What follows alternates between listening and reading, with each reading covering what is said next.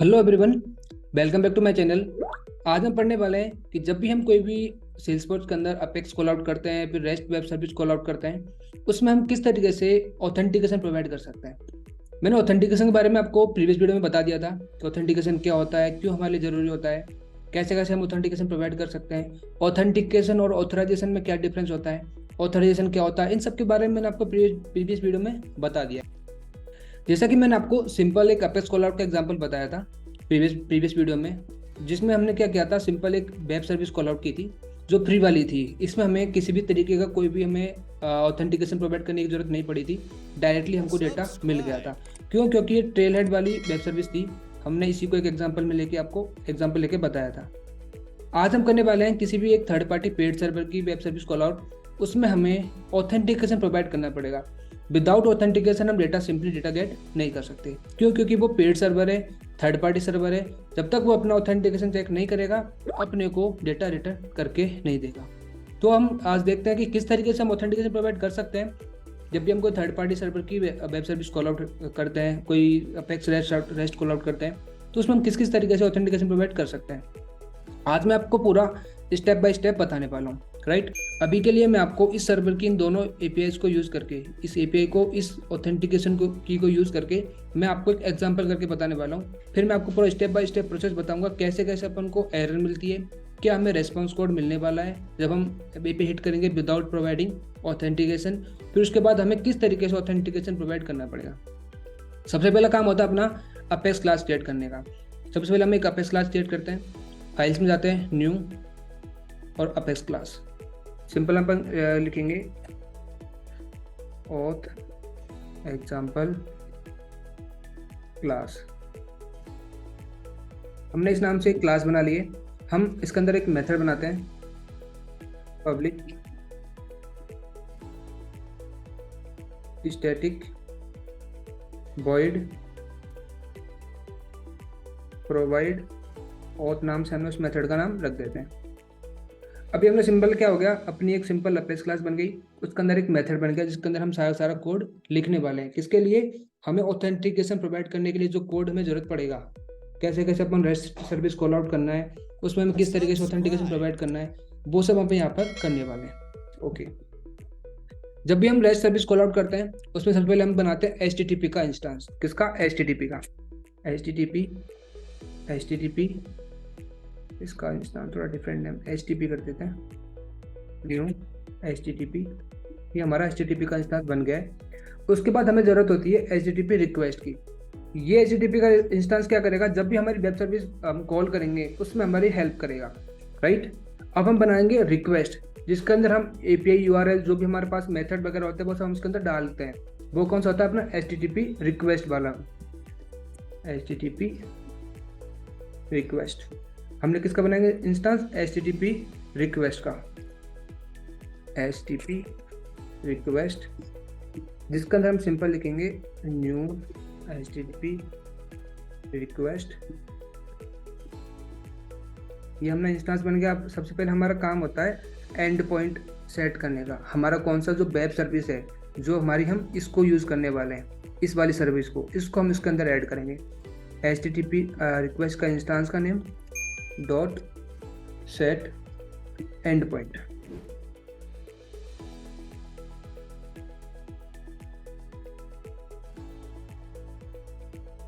ये क्या आ गया हमारा? Set and point. जो हमारा क्या करेगा, जो हमारा सर्विस होगी, जो हमारा वेब सर्विस होगी, उसके लिए हम क्या करेंगे, इसके अंदर ऐड करने वाले हैं। राइट, सेट एंड पॉइंट हो गया ये। हम इसके अंदर ऐड करेंगे अपना वेब सर्विस जो हम यहाँ से लेते हैं।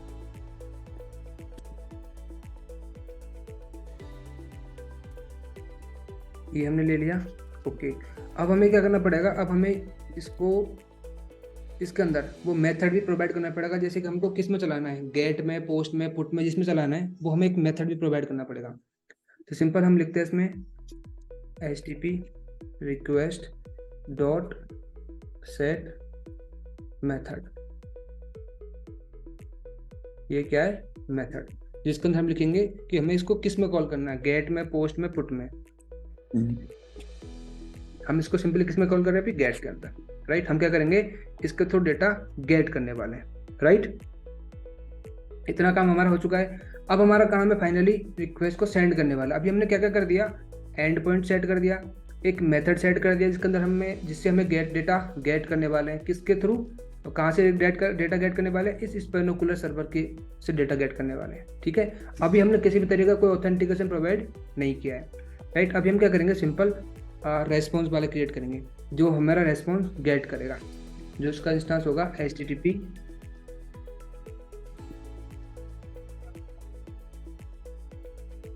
HTTP response. इसका हम सिंपल इंस्टेंस बनाते हैं RES, okay, not TRS, RES response. अब हमें क्या करना पड़ेगा, जो हमने फर्स्ट टाइम पे इंस्टेंस बनाया इस HTTP का, अब हमारे ये काम आने वाला है। जब मैंने आपको बताया था जब हम वेब सर्विस कॉल करेंगे उसमें हमारी हेल्प करेगा। HTTP का इंस्टेंस डॉट सेंड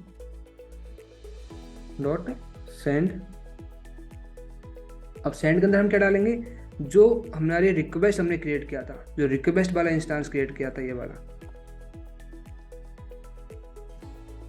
ये हमने क्यों ऐड किया, क्योंकि इसके अंदर हमने जो भी हमारी सर्विस है उसको ऐड कर रखा है, जो हमारा मेथड है मैंने उसको ऐड कर रखा है कि कौन से हमारे पास API से हमें क्या डेटा गेट करना है, वो हम यहाँ पर गेट कर रहे हैं किसके अंदर, इस रेस्पॉन्स के अंदर।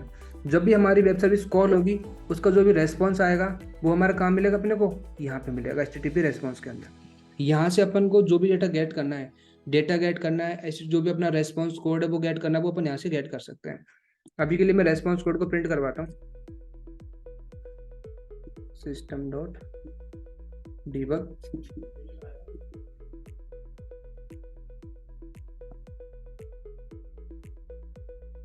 response code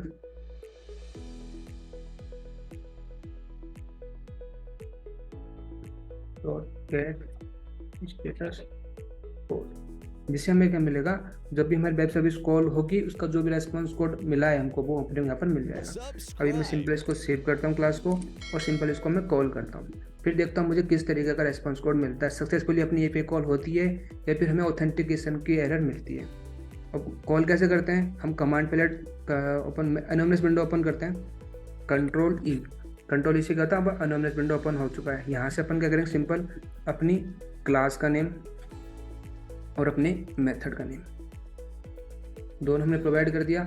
हम इस चेक बॉक्स को चेक कर देंगे, जो हमारा क्या करेगा, जो हमारा लॉग बनेगा वो ऑटोमेटिकली ओपन हो जाएगा। हम करते हैं सिंपल एग्जीक्यूट।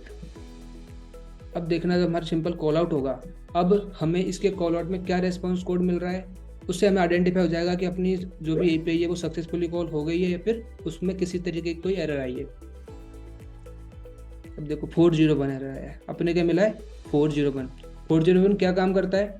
401 मैंने आपको जब मैंने रेस्पॉन्स कोड वाली वीडियो बनाई थी उसमें मैं आपको बताया था 401 रेस्पॉन्स कोड का मतलब होता है लैक ऑफ ऑथेंटिकेशन, जहाँ पे अपन को ऑथेंटिकेट नहीं है, ऑथोराइज पर्सन नहीं है, तो हमें क्या करना पड़ेगा, यहाँ पे ऑथेंटिकेशन प्रोवाइड करना पड़ेगा।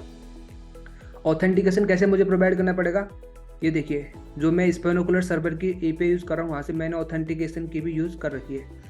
मैं डिस्कशन में इस स्पेनोकुलर सर्वर का लिंक आपको ऐड कर दूंगा, वहाँ जाके आप इजीली इस API को गेट कर सकते हो, या इस तरह के मल्टीपल APIs वहाँ पर अवेलेबल है, वहाँ से आप गेट कर सकते हो। मल्टीपल APIs को यूज़ करके आप प्रैक्टिस भी कर सकते हो और सिंपल आप ये वाला ऑथेंटिकेशन की भी वहाँ से गेट कर सकते हो।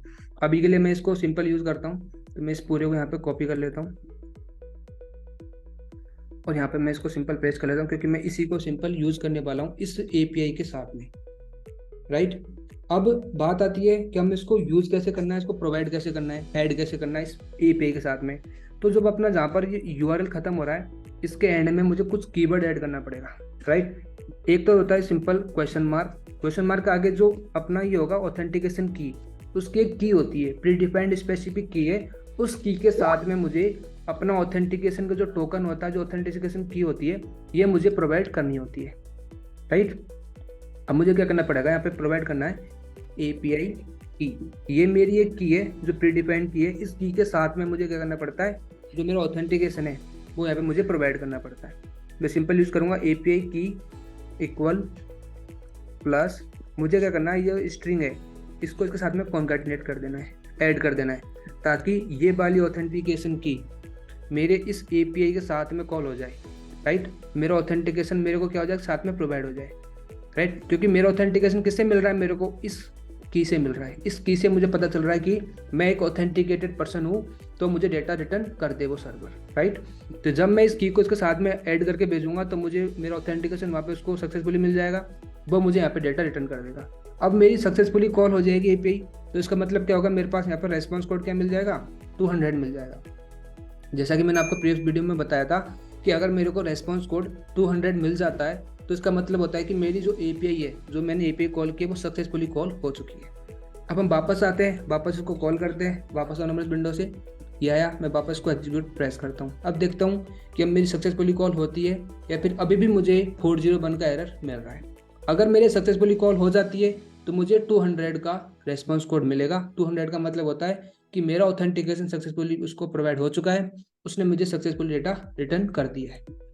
अब हम देखते हैं डीबग ओनली करके, देखो अभी भी क्या मिल रहा है, 401 मिल रहा है। क्यों मिल रहा है चेक करते हैं, क्योंकि अभी हमने इस क्लास को सेव नहीं किया। हम वापस को सेव करते हैं।